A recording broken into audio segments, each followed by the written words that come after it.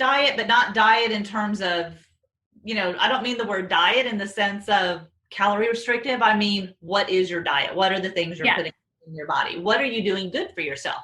But that's the other thing I would say. All right. So give yourself permission to take time for yourself every day.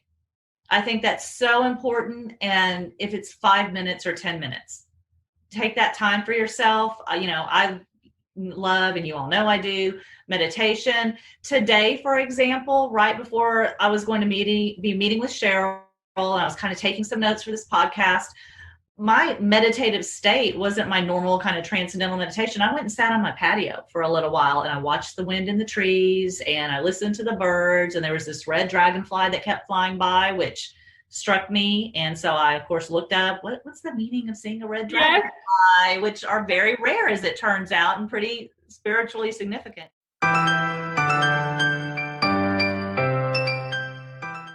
Welcome to the Envibe Live podcast with Amy Parker and Cheryl Dunn. By tuning in, you are joining a community that will inspire you to increase balance, wellness, and joy in your life. We'll offer expert information and insightful conversations to help us all on our journey to live more in vibe. For more information and articles, remember to also check out our website at envibelife.com. That's ENVIBELIFE.com. And we're grateful that you're here.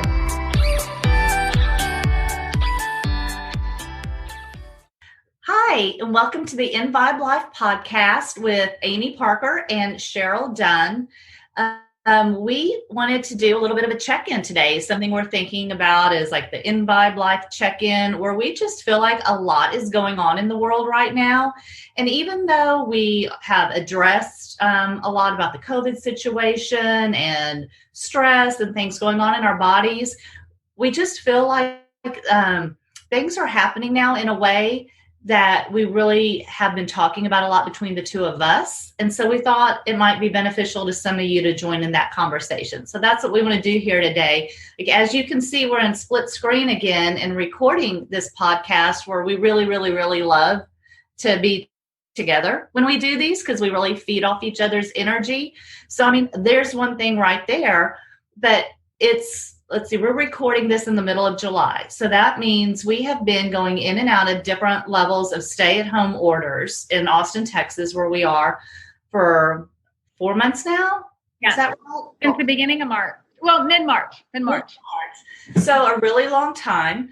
And in Austin in particular, for those first about 2.5 to 3 months, our community spread wasn't really that vast or that tremendous, but we were still all pretty much doing shelter at home orders. And now all of a sudden, our rates of infection have gone tremendously up. So like just when you're at the point of exhaustion of the stay-at-home orders, we're having to all kind of buckle down and ramp it up. And so I don't know, Cheryl, you probably want to chime in here. Like we've just been talking about how long this is lasting, and that really even changes the stress of it. I mean, the stress of it when it first happened and the shock of it was something, and now I think it's kind of moving into something different and some kind of endurance test. We're in a marathon now, not a sprint. Yeah, I think in the beginning we got these orders of, okay, we're going to all stay home for 2 months. And I think we all thought, yes, we can do that. We can stay home, only go to the grocery store, and do it in this sort of manner when you do that. And then all of a sudden, those 2 months were up. Here in Austin, some of our stuff was a little more lenient. We were allowed to do a little bit more. And we were really able to do that through May and part of June. And then all of a sudden, like I know we moved to like level 2. Level 1 was a minor opening, and level 2 was a little bit more opening. And those levels might not be correct with what the city or state are saying, but I'm thinking on levels as far as like what my business opened, what my children were allowed to do. I'm thinking it on those levels. And the interesting part, just this week, my son's basketball team went from one level back down to the other level. So there's no more contact. They're still meeting, but no more scrimmages. It's just a bunch of drills so that they don't come in contact with each other, because one of the other teams that practices with us, a kid got it and a coach got it. And it hasn't really spread rapidly through all of them. But when one gets it, then everyone they're in contact with goes into 2 weeks of quarantine. So it kind of, even if you don't get it, it's a spread of what needs to happen to keep everybody safe, right? Yeah. And I think that's going to be the interesting topic when we get closer to schools opening, how they're going to manage that. And Lord knows, I would not want to be in their shoes trying to manage that. But that's a good point too, because when schools do start, I'm going to say start, not open, in August and September, we're going to be on a big roller coaster because they really don't know what they're going to do or what's going to happen.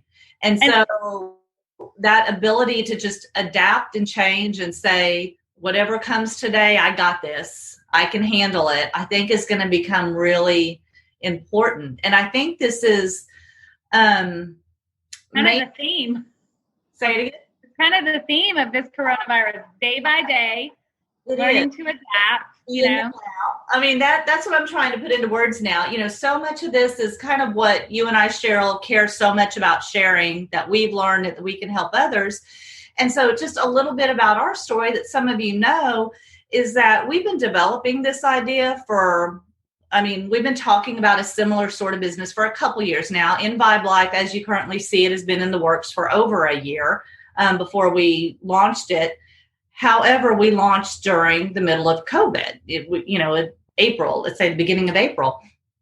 And so it's striking me right now that the things we're talking about, at first we were almost launching despite the fact that COVID was going on and saying, okay, well, COVID's out there. Should we hold back our launch or should we do it anyway? And we said, we're going to do it anyway. Like, this is what we've been planning. We're going to go ahead and do it.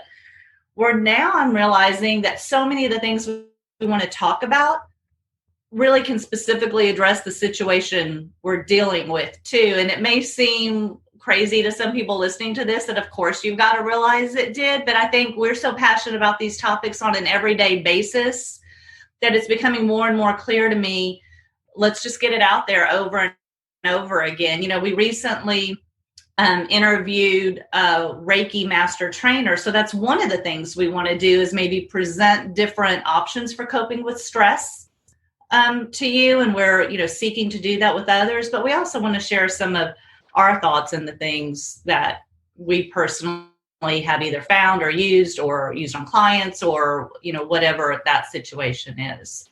And I think probably one of the things most people have been hearing all their life is that exercise is one of those deals to cope with stress. And I've seen two sides of that with the clients. Some that really just kind of sat down for 2 months. And after that 2-month stay-at-home orders were over, they were like, I got to get back in the studio because I've been vacationing. They've been eating and drinking like crazy, and they were ready to get back. And then I've seen some people, which is interesting, that didn't come back in as quickly, but they're now starting to come back in. They actually took a different approach during those 2 months, and they didn't drink, they ate healthy, they exercised, and they lost a ton of weight. And that's been some of the newer people coming back. Now, what those people are coming back for is more of the physical therapy side, because maybe they've hurt themselves or things are just feeling a little tight because they weren't doing their normal exercise. They maybe changed it up and ramped it up, and it was all good and it's been all positive. But that's the new creep back end that I've been seeing. And there's a place for different types of exercise within the same person, within the same body, even sometimes within the same hour. I find Amy was telling me prior to recording that she's gotten back into more of, when you say it's like a cardio kind of that you're doing? Like,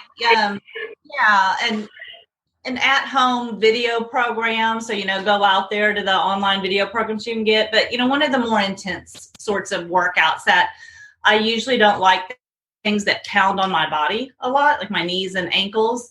But just all of a sudden, I'm feeling the need for that, or I'm craving that, almost like I'm so calm all the time. I need that 30 minutes to bolt me every day right now.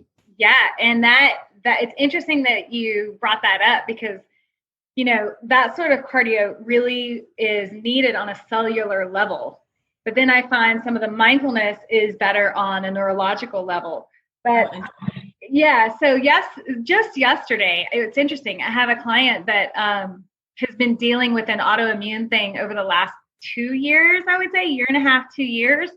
She caught something traveling abroad, and it has created this autoimmune deal that has made her tissue act like it just freezes up, right? So she's through this. The only exercise she's done is come in and do gyrotonic at our studio, which is very similar to Pilates and yoga, if you don't know what gyrotonic is. But yesterday, it's like in this slow, mindful movement, it's almost like you're reteaching your body how to find a pathway of movement that's not going to hurt it and that it's not going to put you in fear. But even this person that's been dealing with this, like, couldn't hardly move type of situation, within that hour, we had to do something that was safe, that she could just move her body in a way that allowed her to kind of not think about it, right? And when she could move like that, there was this, the fight or flight response sort of lets go of holding on to this fear of movement. When that fight or flight lets go and she feels like, oh my gosh, I can kind of move in this safe space, then it revs up the flow in the body and tells that nervous system to let go. And it feels good. So then they leave with this state of, we've muscularly and skeletally, we have worked on opening and creating a better posture. But neurologically, what I've done is made her feel like she can do more than what she had when she walked in the door.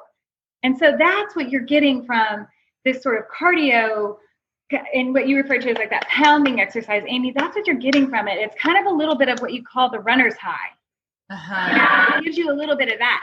And it might not be something that your body, eventually your body might be like, okay, back off a little, Amy. But you know the balance of, I need to do a little of this because it's doing something to me that I know I need. And then you counterbalance it with your other work. It's a little bit more mindful, like your Pilates and gyrotonic and that kind of stuff that helps your body in a different way. So that when you go back and do that pounding, you're maybe doing it from a better place than if you hadn't done the Pilates and gyrotonic. Does that make sense? It does. And so everything you just said made my mind go in about 18 different directions. So I'm going to try to hone it. The first thing I want to go back and talk about is you mentioned the fight or flight response. Yeah. And this is something that you and I talk about a lot because we believe a lot of people get revved up over things that put them in that adrenal response on a daily basis. And, just to put this out there, neither one of us are doctors. Right. A psychologist, so go research everything we're saying, but just kind of the 101 level of the way I understand it from the way I've read it is most of you know, but really kind of think about it for a minute. What the fight or flight response is, nature over time has developed, or really since the beginning of time, maybe when faced with stress in their either physical or even mental environment, will have a reaction. And it's sometimes called the stress response or the acute stress response. So it's really in response to stress, but the thought is it's a very terrifying sort of stress, right? Which creates a physical response in the body. And mental, yes. And mental. The mental actually creates the physical. When the mental goes off, that's when it releases the hormone that creates the stress. And so, in response to this major stress, your body will either choose to take it on and fight it or to run like heck from it, the fight or the flight. And then there's another one out there that's referred to as the freeze response, that maybe in some cases the body decides it's better if I just stand in place and almost mentally zone out because this is just too much for me to bear. And to protect myself emotionally, I need to just freeze. Kind of like a possum. Exactly. Or cocooning. Yeah, protecting yourself. Yes. But here's the thing. Then there's a lot of work right now and that's really like when you think about that true fight or flight response or even freeze response, you're talking about an immediate reaction to an imminent danger, at least a perceived imminent danger. It doesn't even matter if it's a real danger or just your fear of a danger. Your body responds the same way, but that's the heart rate goes up. You start sweating, all of those reactions, and your body, like Cheryl said, releases a lot of chemicals to help through it. And even you might get hungry so that you eat more all of a sudden to prepare for what you're about to do. You might store more sugar so you have it for whatever fight you're about to endure. But then you can also have chronic stress, which is, just really a certain level of stress every single day. And it's something that Cheryl and I had been talking a lot about for years as, something we thought that Envibe Life could address or help people to address, because we're concerned about how many people really are just in such a state of stress all the time. They're making themselves sick and maybe not living their best life and not happy. And there really are small things you can do if you're willing and at a place where you're ready for it to help those things. What I'm seeing right now is almost so bizarre to me, or fascinating, or whatever it is, because I just feel like in response to COVID, we've been told, this big, tragic, horrible thing, COVID, is out there. So we all need to fight it. We definitely need to flight from it. So stay in your house. I mean, it's like we've been put in an almost like community leader mandated fight or flight situation. And the super unique thing is almost every person on the planet is being told the same thing and being put in the same situation.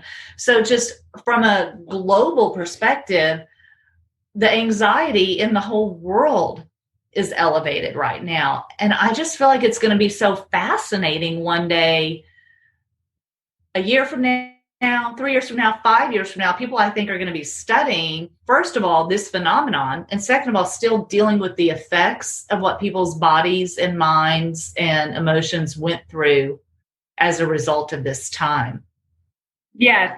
And you were talking about how this long term, we're going to see in a couple of years from now, when you do have this sort of constant, slow, steady release of the chemicals, that's when things kind of creep into your body that maybe they don't look like, okay, it's not you fighting the bear type of stress, but it's this little bitty fear of, is the bear going to come? Is the bear going to come? And then one day your body can't take it anymore. And that's when we get autoimmune. This is when there's inflammation, which inflammation we know leads to heart disease, diabetes.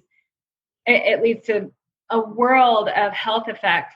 And your body can only take so much. Right. Well, or the other part of that, Cheryl, and I'm sorry I interrupted you. I'll pitch that to you, is that you can also, many of us have underlying genetic conditions.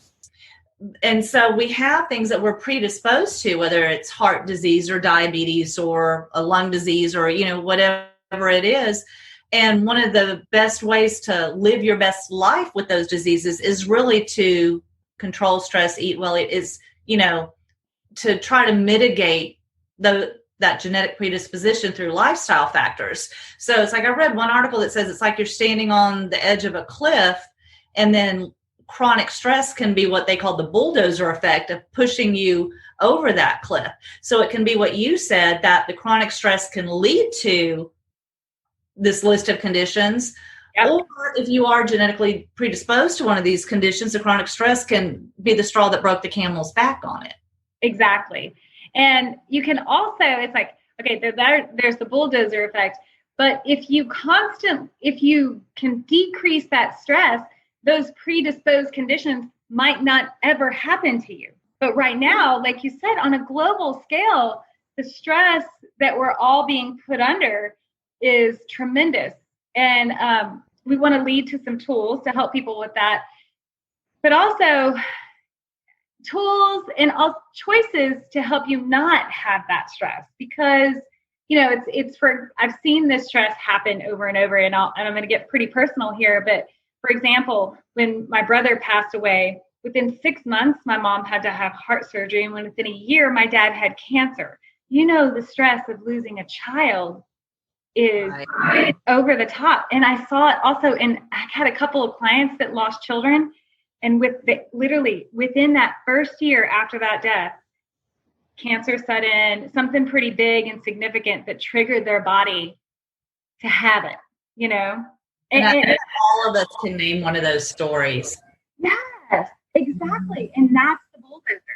The death of that child was the bulldozer that took it over the top, And I think that hopefully, if we work on some stuff now during COVID, grab some tools that bring to a healthier lifestyle, that we don't find on a global scale that bulldozer within the next year or two, and us have a ton of people really sick from the stress that we've put on ourselves, and that maybe, government mandates and that kind of stuff has put on us as well. I'm not saying that, all of it's put on ourselves, but if we can not have that going through, we can have it come out of COVID healthier than how we came into it. And so let's talk about this. For me, there are two different pieces to what we just said. One piece is try to use this as an opportunity to live a healthier life in general, if you can. And by the way, that's a good idea all the time, right? I mean, and I'll give, just on a personal basis, for me, I have some underlying genetic stuff, and I'll just leave it there, but that even make me predisposed to cardiac issues. And I can't out diet it. I can't out exercise it. I can't out anything it. And I'm monitored on an annual basis. And what my cardiologist tells me is the only thing you can do is live a really healthy lifestyle and hope to mitigate it. And you can't take it away. It's still there.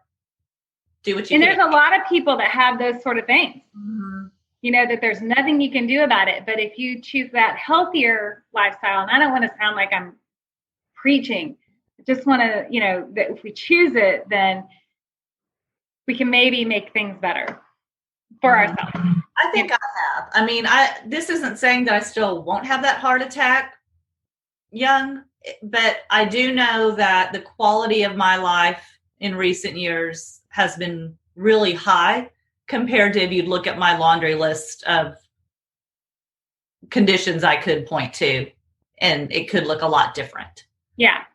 Yeah. That's what I do know.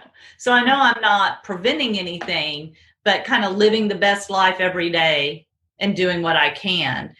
And so that's like, and some of the things go hand in hand on what you can do to help sort of live your best life, live a wellness lifestyle, a balanced lifestyle, are really the same things we would suggest, Cheryl, to face the chronic stress and that bear on the loose right now. Yep. Anyway, so the first one that comes to mind is diet. Yeah. You mentioned that earlier. Some people have taken this as an opportunity to really clean up their diet, their way of eating, maybe eliminate or reduce alcohol, things like that. And I would have to say that, by no means am I a dietitian. I think listen to our podcast with the Balanced Body women is going to give you a better perspective on nutrition.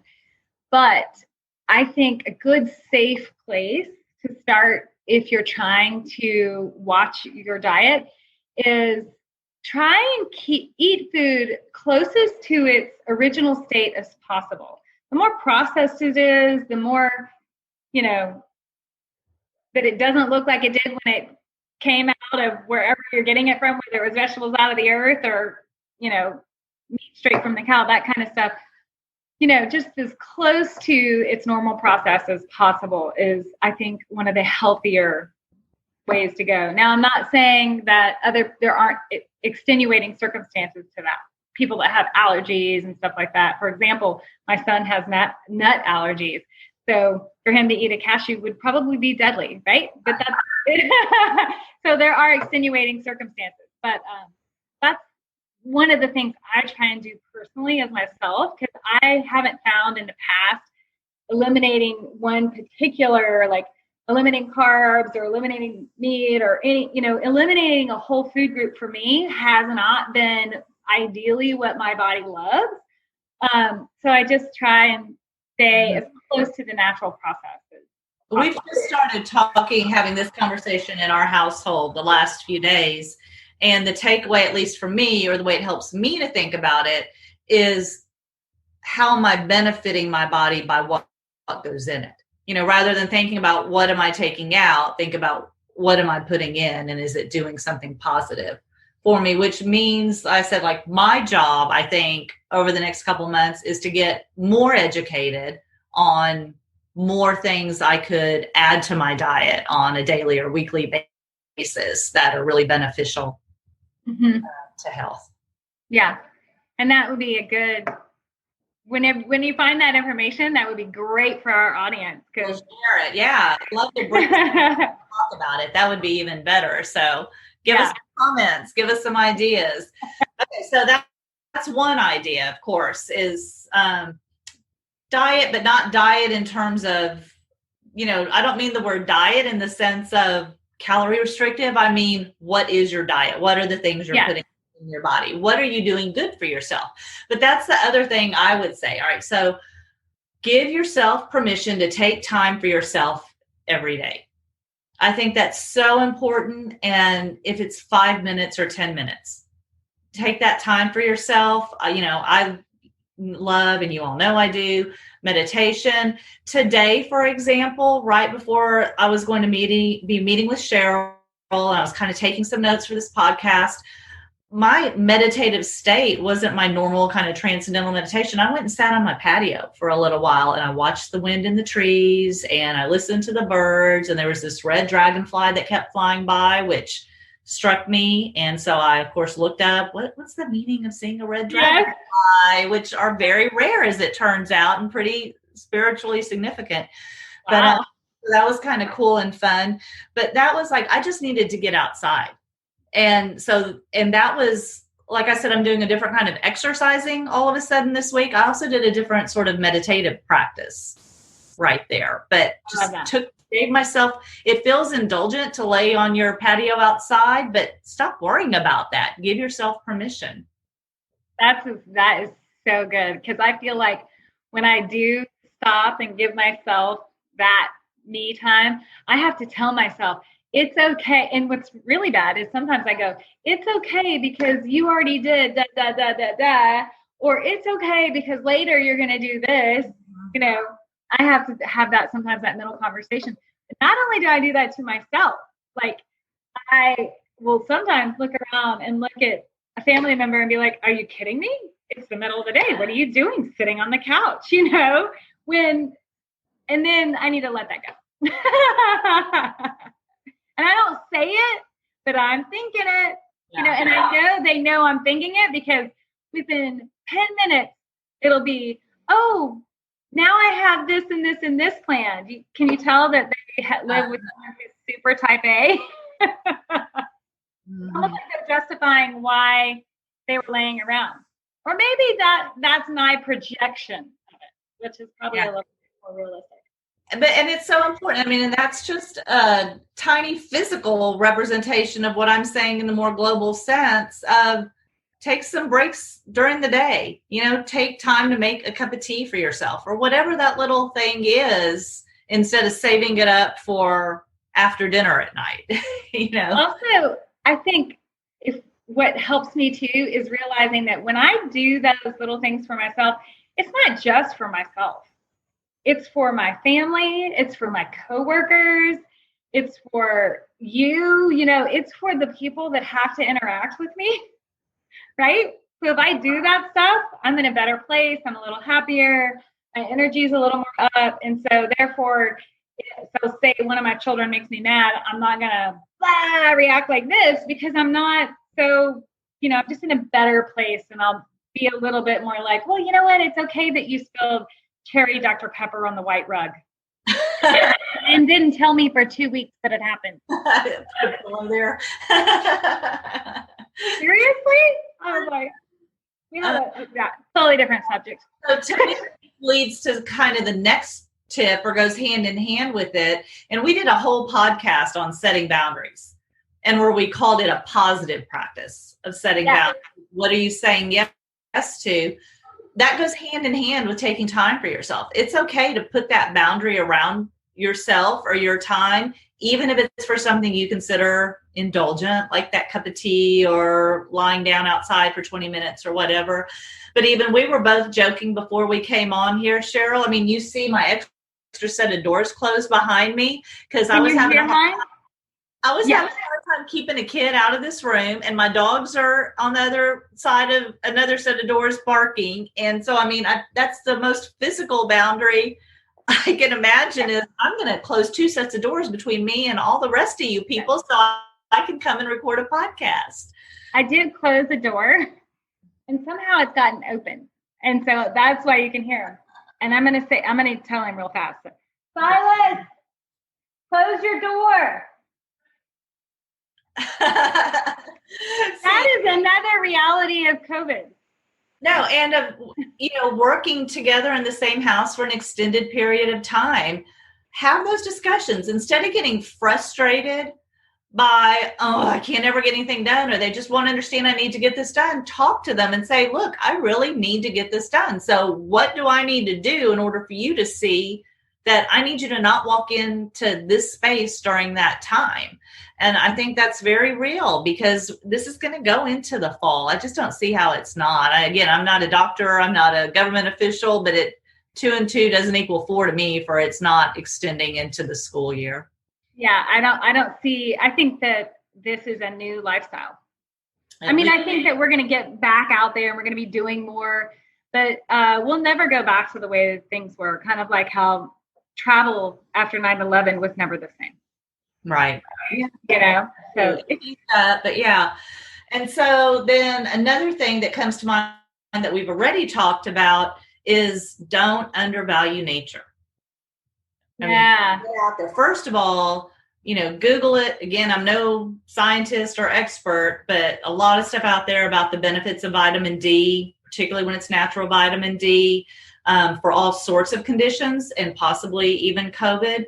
Try to get outside some. But again, like I said before this podcast, I just needed to walk away from the screen and look at some leaves blowing in the breeze. And just watching that dragonfly fly around helped me so much to get centered in where I needed to be to then kick it into another gear for the next few hours. Yeah, outside nature, it can be very peaceful. And I know you like to run outside. You start that a lot. Mm-hmm. I like to start my runs outside, especially in the summer when it's so hot. I like to get out in the morning before the cars are out, and that's a different time of day. I really love it. It's become one of my favorite time of days. My family's not up yet. Nobody's really out yet. There might be the few runners that we all kind of know each other, but it's interesting. It's like they're almost in the same state I am. We all give each other a wave and a look, but no one's there to talk. We all just, we're there to. Beautiful. Mm-hmm. It's nice. So we've talked about exercise. We've talked about meditation. We've talked about diet. All of those are really important choices to be making, right? Time for yourself in any way. Yeah. Time for yourself. And I think one of the biggest reminders that I try and probably instill in my children and my clients is that we have a choice here. And I'm not saying we have a choice to stay home or go out. Our mood and our mindset, we have a choice with that. It doesn't mean it's always an easy choice. There are days that I definitely get stressed out or worried or this or that has to happen. And, I get like that. But the choice is to take that mental step back and to say in my head, maybe all is well, and you can take a deep breath. And what I also have to tell myself, this is a little true confession, is that you don't have to speed from point A to point B in your car. You can actually drive the speed limit and it would be okay. And you can relax and, you're getting there 2 minutes faster isn't that big of a deal. So just slow down and actually enjoy driving. That what you were saying too about the choosing, and by the way, we have another podcast out there about choosing happiness, and it can be a behavior pattern you effectuate for yourself and how you react to stress can make a big difference in your life. I'm just going to like leave the note of, we've already kind of been talking about it, but haven't said explicitly, maybe make lemonade out of lemons. Okay. So we're in this time that's extremely stressful and difficult, but are there some things you could do that you wouldn't otherwise have done? First of all, maybe personal reflection, and what are you learning about yourself and your family and the world through all of this? That alone is profound. Huge. And not a lot of us take the time to do that. But maybe even something more direct, like, okay, now I do have time to cook for myself more, or watch a video on how to cook something I've always wanted to, and then I'm going to do it. Learn something new. Learn a new language, start a new practice, create something you hadn't done before. I think this would be for someone maybe who's never been a journaler. I don't know if that's a real word, but this would be a great time to start a daily journal, because think about, in 50 years from now, this time in our lives is going to be in the history books as monumental. And so if you were the grandparents or the great-grandparent that journaled through this time, and we're able to pass that down of what our daily lives were really like, I think that would be such a treasure to give the next generation. And stay tuned on our website at envibelife.com and on these podcasts, because Cheryl and I are also developing some ideas for that we will try to help guide people through it if that seems or any of these things seem overwhelming to you. But, just really, there's no right and wrong way to do any of this. Right. Completely. And I think one of the biggest things that I think people need to do is trust themselves a little bit more. Like how you were saying, you felt you needed to do that other kind of exercise and add that. Well, you just trusted that feeling, right? And that's the most important part, is listen to the whispers, right? Listen to the little knocks telling you to go one way or go the other way, and trust your intuition. And when you start to trust that, you start to listen for it more. And when you're listening for it, it speaks to you more.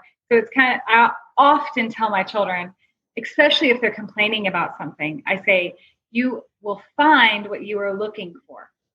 Right? So if you're trusting your intuition, you're looking for guidance from God, life, Jesus, whatever you seek out there on the other side or in the spiritual world, wherever you're looking for your guidance, it will be there, but you have to learn to listen for it. And I think that's a muscle we have to exercise, and you exercise it through your meditation. Right. And I think that as a team, you and I exercise that in our development of this Envibe life, right? That's an exercise that we work on for guidance and where we're going. And the beauty, I think, of this team is that you and I talk about what we're getting guidance-wise, right? And to share, the reason we did this podcast today is we both just said we feel like there's a message that needs to get out there about how stressful this length of time we're in is. And how normal it is that we feel that it's stressful. But that's normal. Everybody feels that way. Yes, you and I are coming on here and giving tips on how to decrease the stress. But in reality, you and I are dealing with the stress of it too, right? And I think that that's important for people to realize that, because I feel like sometimes people look at others and think, oh, well, they don't have this that I have, and they don't have this that I have, like the child in the background turning on the water, right? But no, we're all in this same storm. We might be in different ships, but we're all in the same storm. And so our ships are all maneuvering these waves from this storm, right? So everybody's ship might look a little different, but we're all in it together. And it's going to be from day to day, week to week. Yeah.